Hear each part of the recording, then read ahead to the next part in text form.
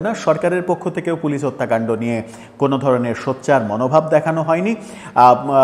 Police যাদেরকে মেরেছে কিংবা এই আন্দোলনে যে 834 জন শহীদ হওয়ার তালিকা সরকার প্রকাশিত করেছে সেটা নিয়ে সরকারের বেশি আগ্রহ থাকারই কথা।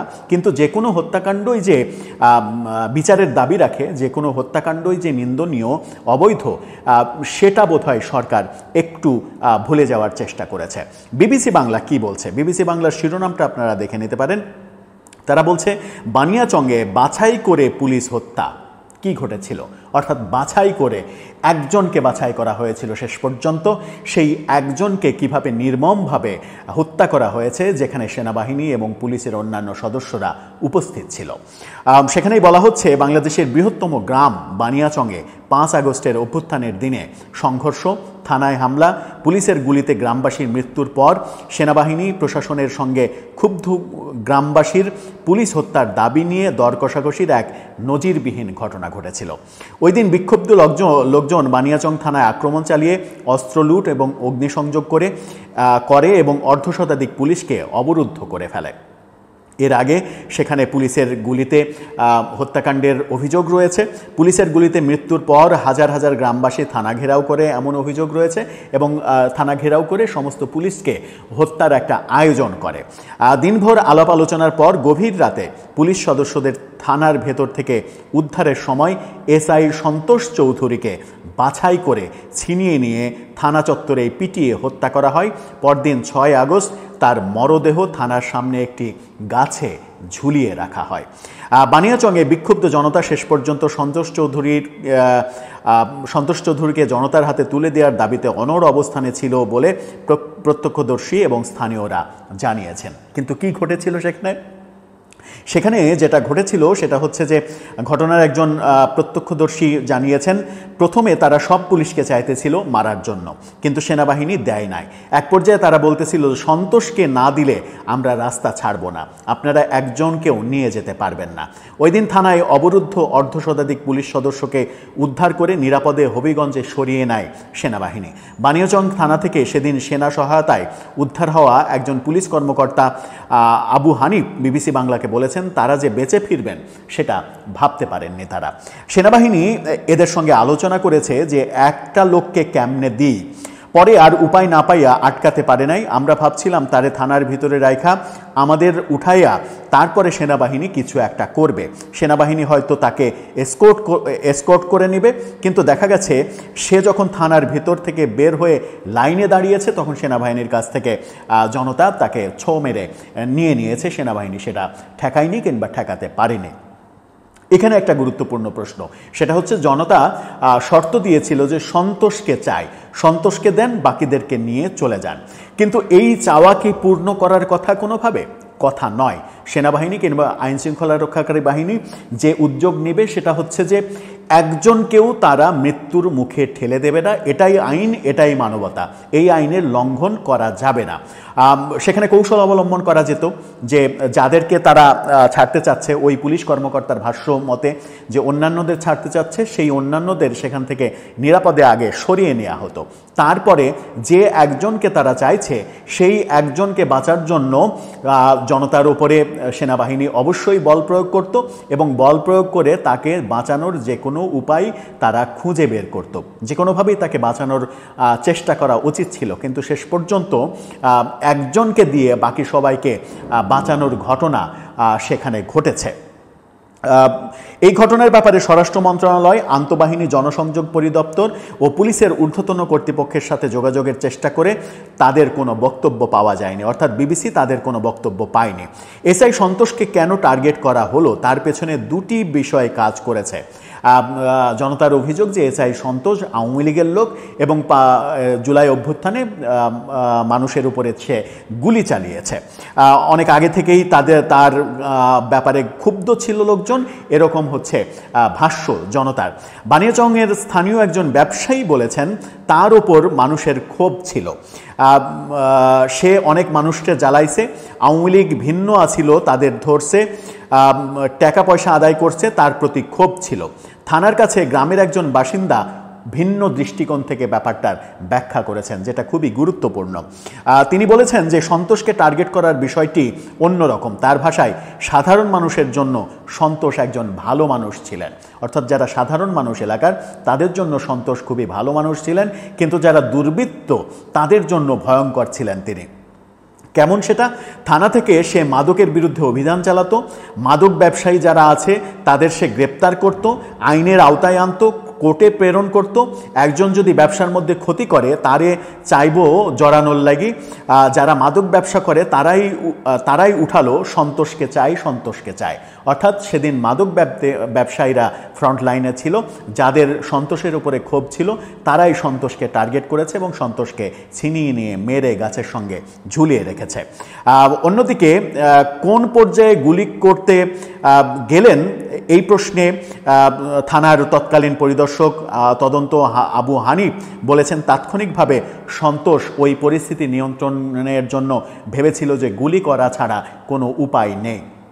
হাজার হাজার মানুষ থানা ঘেরাও করে ইটপাটকেল মারতেছিল, থানা পোড়াই দিছিল। যে দোতলা বিল্ডিং তার প্রত্যেকটা রুমে আগুন দিয়ে পোড়াই দিল, নিচতলায় আগুন, ওপরতলায় একটা রুমে আমরা বন্দি ৬০-৬৫ জন লোক, নিচে অস্ত্রাগার পুড়তেছিল আর ধোঁয়ায় আমাদের চোখ মুখে লাগতেছিল।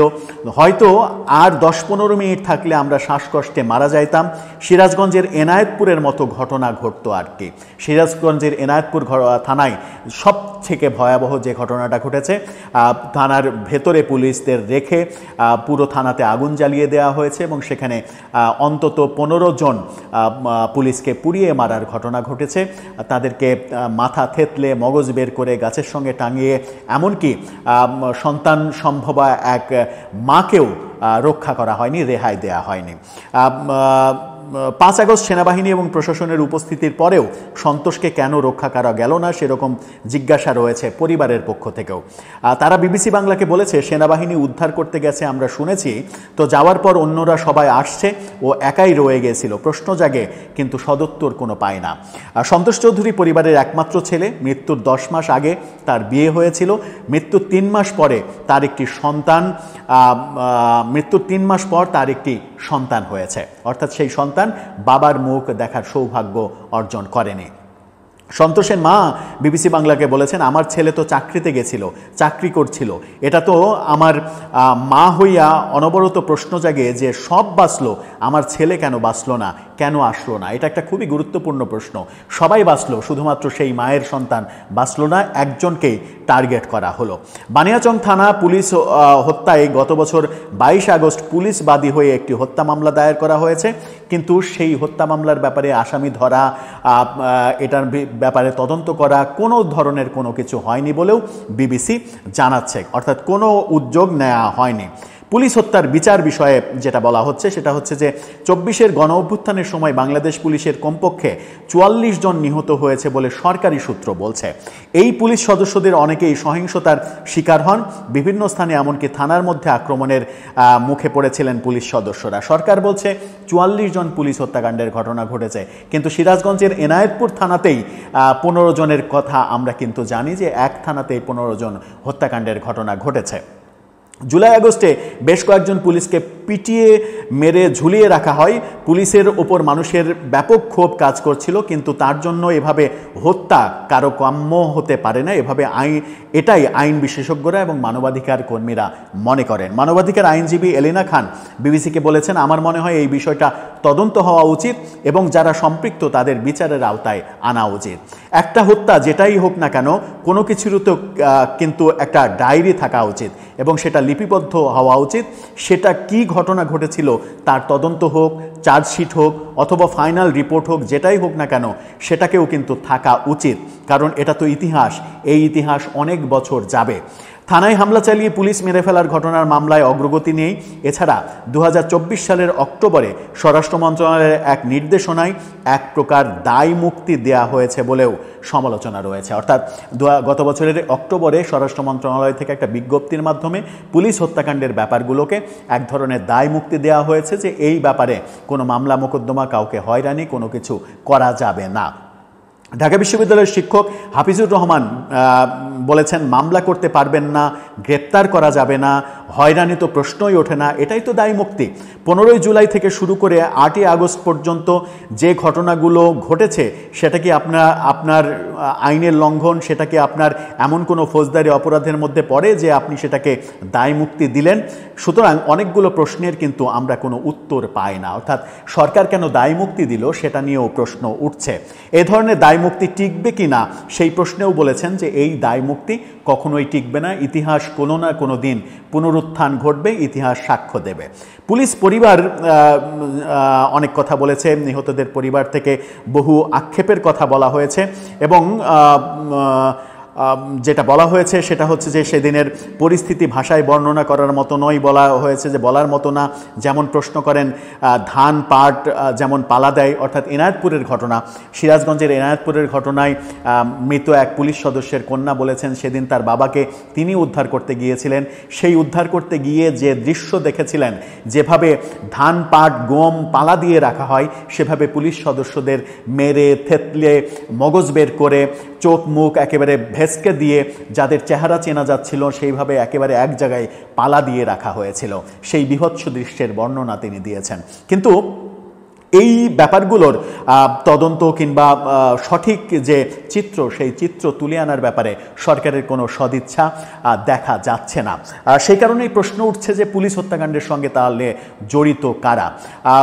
বৈষম্যবিরোধী ছাত্র আন্দোলনের অন্যতম নেতা প্রফেসর ইউনূসের যে চিফ অ্যাডভাইজার গভ যে সামাজিক যোগাযোগ মাধ্যমের পেজ রয়েছে, সেই পেজের কাভার পেজ যেটা রয়েছে, যেটাকে কাভার পেজ দেয়া হয়েছে, প্রফেসর ইউনূস বিমানবন্দরে নেমেই প্রথম সংবাদ সম্মেলন করেছিলেন, সেখানে যাদেরকে দেখা যায়, যে কয়জন সমন্বয়ককে নেতাকে দেখা যায়, তাদের মধ্যে একজন সমন্বয়ক হাসিবুল ইসলাম, তিনি অন্যতম, এই আন্দোলনের অন্যতম। তিনি একটি টেলিভিশন চ্যানেলে ডিবিসি বাংলার প্রযত্নে বাংলাদেশ এই অনুষ্ঠানে উপস্থিত হয়ে বলেছিলেন যে সেদিন যদি আমরা মেট্রো রেলে আগুন না দিতাম, সেদিন যদি পুলিশ মারা না হতো, তাহলে শেখ হাসিনার পতন এত সহজে হতো না, শেখ হাসিনার পতন নিশ্চিত করা যেত না।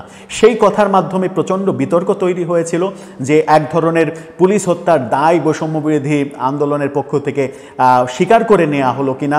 তিনি আবার সামাজিক যোগাযোগ মাধ্যমে পরে ভিন্ন ব্যাখ্যা দেওয়ার চেষ্টা করেছেন, কিন্তু সেই ভিডিওটা এত বেশি ভাইরাল হয়েছিল, তারপর থেকে বৈষম্যবিরোধী আন্দোলন ছাত্র নেতাদের নিয়ে নতুনভাবে বিতর্ক তৈরি হয়েছে যে পুলিশ হত্যার দায় তারা স্বীকার করে নিল কিনা। আজকে নাহিদ ইসলাম এনসিপির নেতা আহ্বায়ক, তিনি মৌলভীবাজারে একটি পদযাত্রায় মন্তব্য করেছেন যে জুলাইয়ের পুলিশ হত্যার দায় অভ্যুত্থানকারীদের দেয়ার অপচেষ্টা হচ্ছে। এটা খুবই ভালো একটা মন্তব্য করেছেন যে দায় যদি অভ্যুত্থানকারীদের না থাকে তাহলে সেই দায় দেয়াটা বড়ই অন্যায়। কিন্তু সমন্বয়ক হাসিব যে মন্তব্যটা করেছিলেন টেলিভিশন টক শোতে এখন থেকে 8 মাস আগে, সেই মন্তব্যের ব্যাপারে এনসিপির অবস্থান কি এনসিপি এখন পর্যন্ত ব্যাখ্যা করেনি। সেই মন্তব্যের কারণেই কিন্তু অনেকে এই দায় অভ্যুত্থানকারীদের উপরে দেওয়ার চেষ্টা করেন।